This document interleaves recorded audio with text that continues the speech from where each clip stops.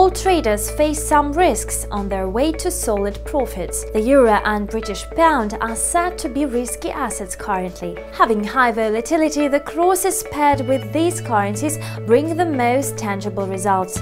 Once upon a time, George Soros made his first $1 billion in profits opening short positions against the pound. It is obvious that anybody present at this Show FX World Conference would want to repeat the success of the legendary investor.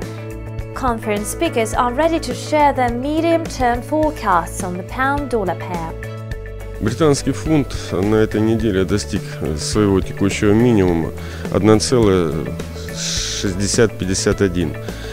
Соответственно, если эта цифра и уровень поддержки будет пробит, то следующая цель 1,57.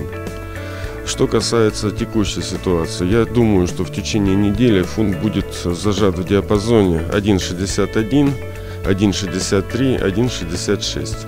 I think that the UK economy is strong, and I think relative to the US, I think we'll probably be moving on interest rates before the US do. So I think it should hold. I think it's been fundamentally overcooked on the downside, and there should be some upside. So if I had to give a mid-term sort of view of that currency pair, it would be up. Фундаментальный тип заключается в том, что сейчас будет укрепление экономики страны.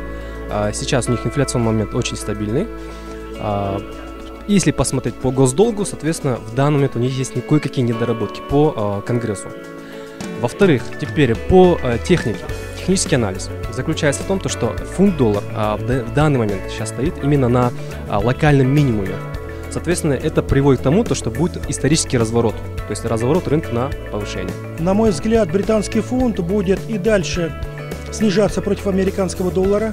События, которые произошли в Шотландии, я имею в виду референдум, просто так не пройдет для британской экономики. Это уже настораживает инвесторов. С другой стороны, явное нежелание Центрального банка Соединенного Королевства повышать процентные ставки будет негативно влиять на фунт.